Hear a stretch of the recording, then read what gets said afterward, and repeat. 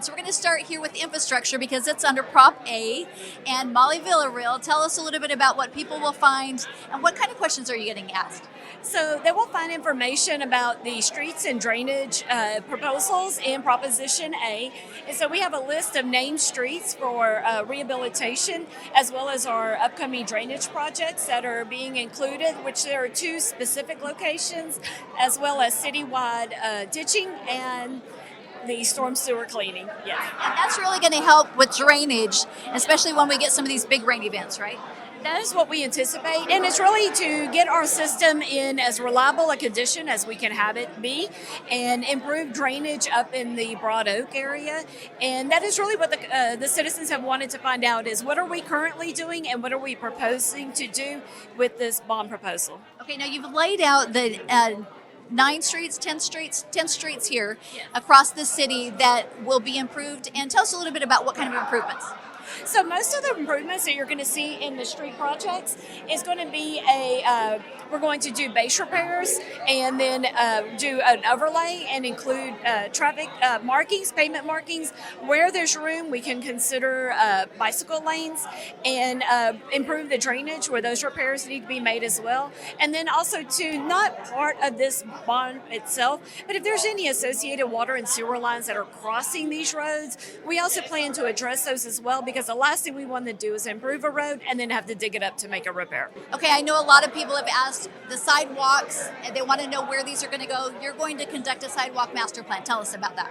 Well, that is our starting point. That is how we find out what is the best strategic way to spend the $10 million. And we'll have to invest anywhere from about $400,000 to $450,000 to prepare this master plan. But that master plan is so important to identify where our pedestrians, how many pedestrians do we have in the various locations, actually get good quantifiable data with those counts, and then have the town hall meetings where our citizens can give their input because they all have very good information because they live in our communities.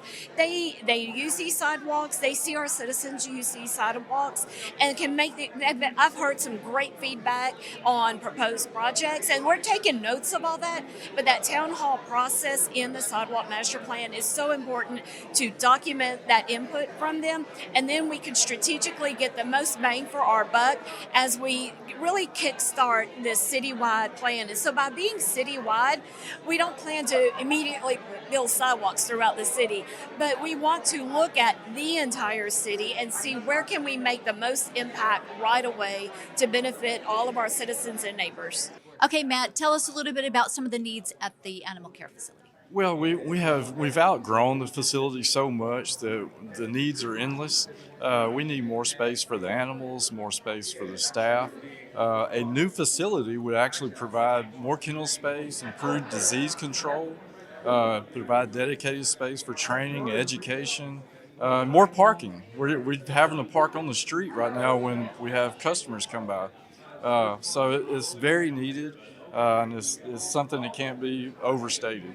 And a lot of the animals have to be housed together when that's not really where you want them to be, but that's because it wasn't meant to be a long-term facility. That's very true. Our animals, we would like to have them individually housed, but right now we have anywhere from 2 to 4 or 5 per kennel.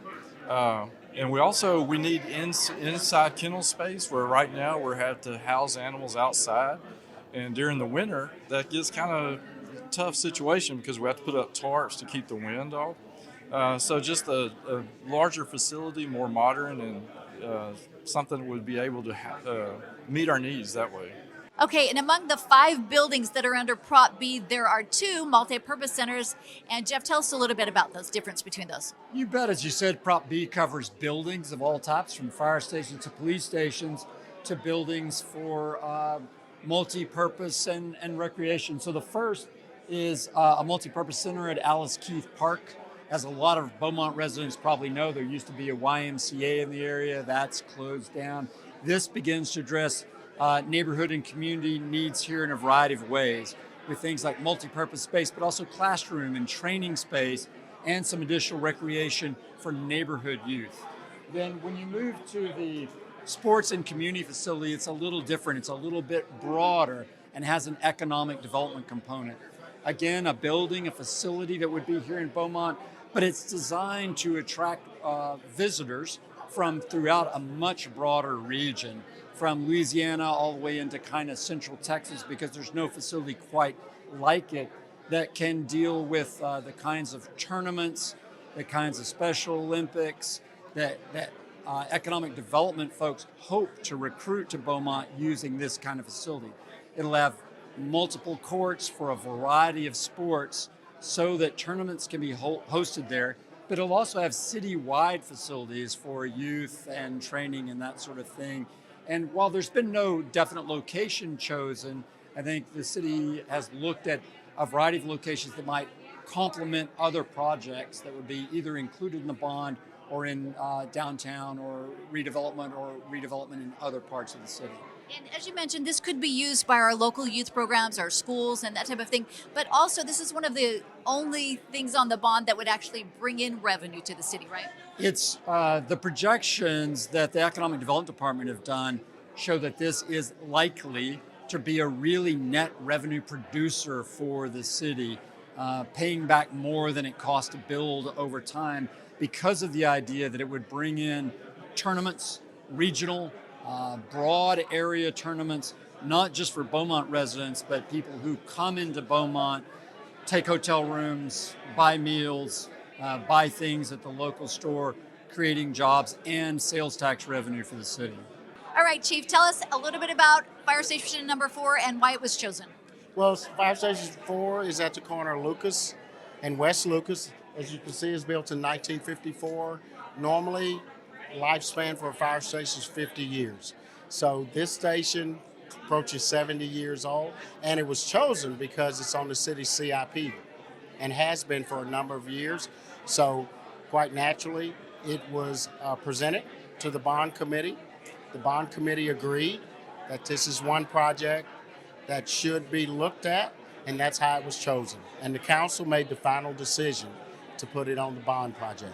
And this current facility is too small for your equipment. Tell us about that. It's pretty small. It really, really is.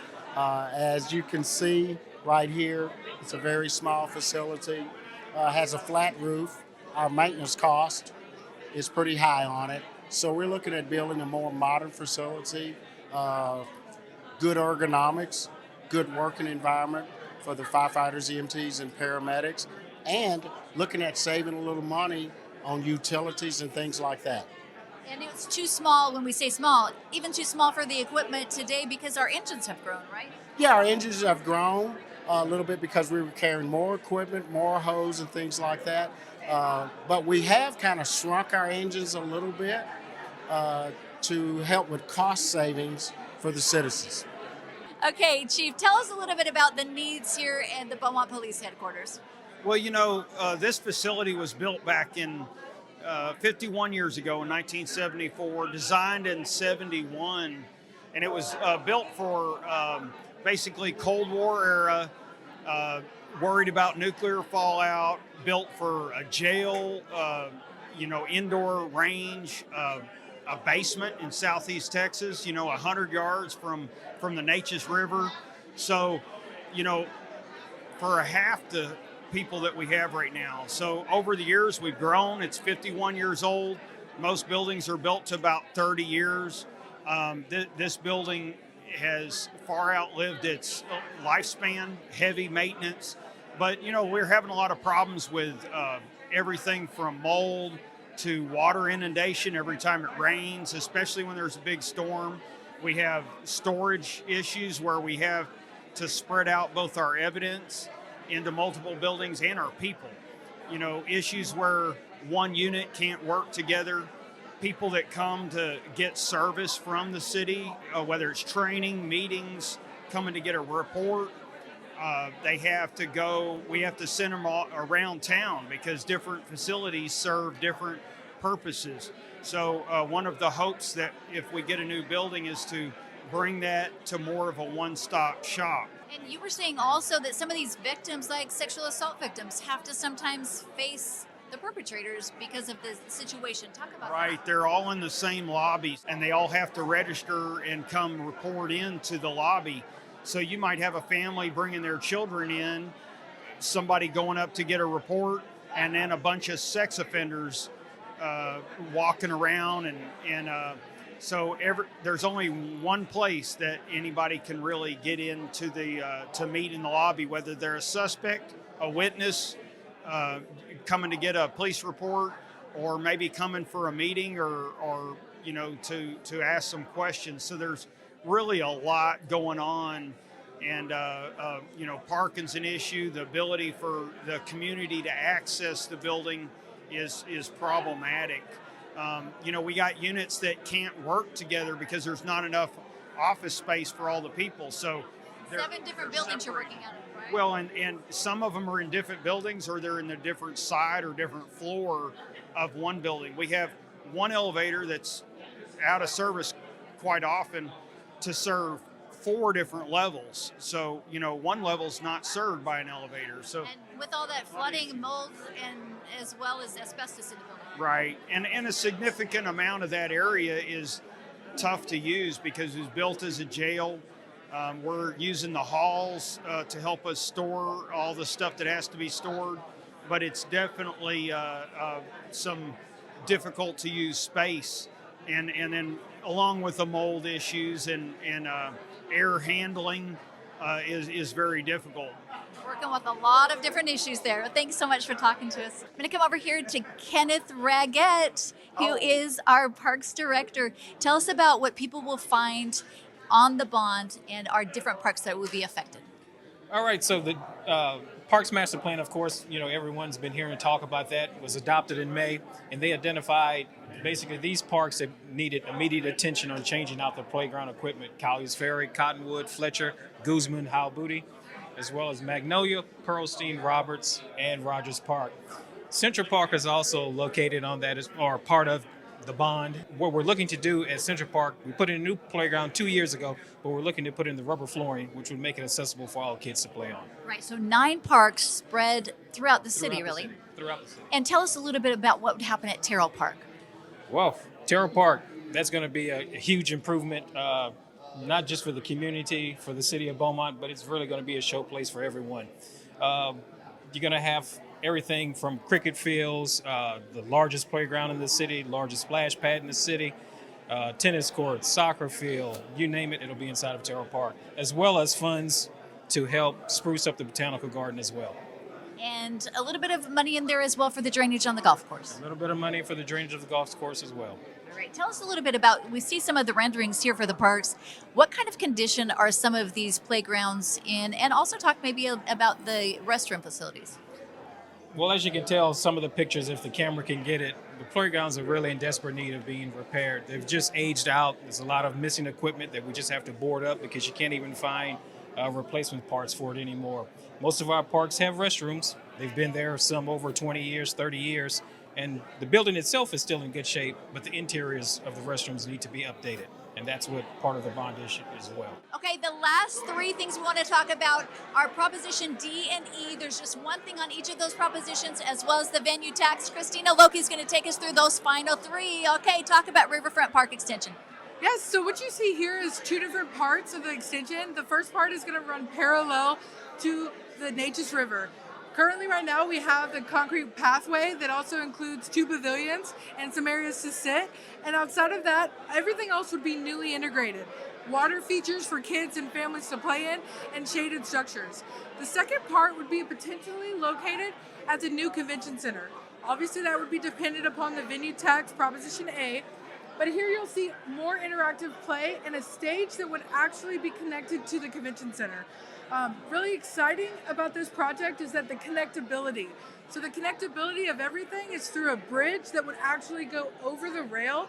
It would be an oversight, but more importantly, it would provide shade for all of the people that are lower at the Riverfront Park Extension. This bond is on Proposition D, and it would basically be an approximate tax impact of 67 cents per month per house valuated at $154,000. All right, let's walk on over to the Point Parkway North Extension. Tell us about that. Yeah, so here we have Point Parkway North Extension. Many people may not know the actual location of where this is, but we're talking right off Interstate 10 where 105 meets. There's already been Northwest Parkway that's located parallel from Parkdale Mall, which is just right here. So as you see, we had Point Parkway stop right where Northwest Parkway is. So part of Proposition E would actually extend from Point Parkway all the way to 105. And you can take a look at all of the land that is not developed from that area and the potential for growth for new homes. Anywhere slated from 300 to 400 homes that each roof would allow for more property taxes for the citizens of Beaumont. So Proposition A, the venue tax, is not actually a tax on property owners. Instead, it is an increase of 15% for hotel tax to 17%. That's a 2% increase. And what that 2% would do is it would go directly to pay for the brand new convention center. And we have to realize that currently today, that revenue would be anywhere close to $1 to $1.2 million. And that number would continue to increase as we see more and more visitors. It is so important for us to understand the importance of visitor economy in the city of Beaumont. Last year alone was $391 million. And so not only is this venue tax going to allow for an additional 2%, but that 2% can continue to increase as occupancy and room nights continue to increase in the city of Beaumont. All right, thank you, Christina Loki. Hopefully this has helped you a little bit to give you a little bit of understanding about what each of these propositions are about. And if you weren't able to make it out to one of our open houses, remember our virtual open house is coming up on October 16th. And that will be at the Downtown Event Center, and you can come to the open house following the virtual open house, which starts at 6, and the in-person event starts at 7 o'clock. And as always, BeaumontTexas.gov or BeaumontBonds.com to get all the information you need. Election Day coming up November 4th. Early voting starts on the 20th.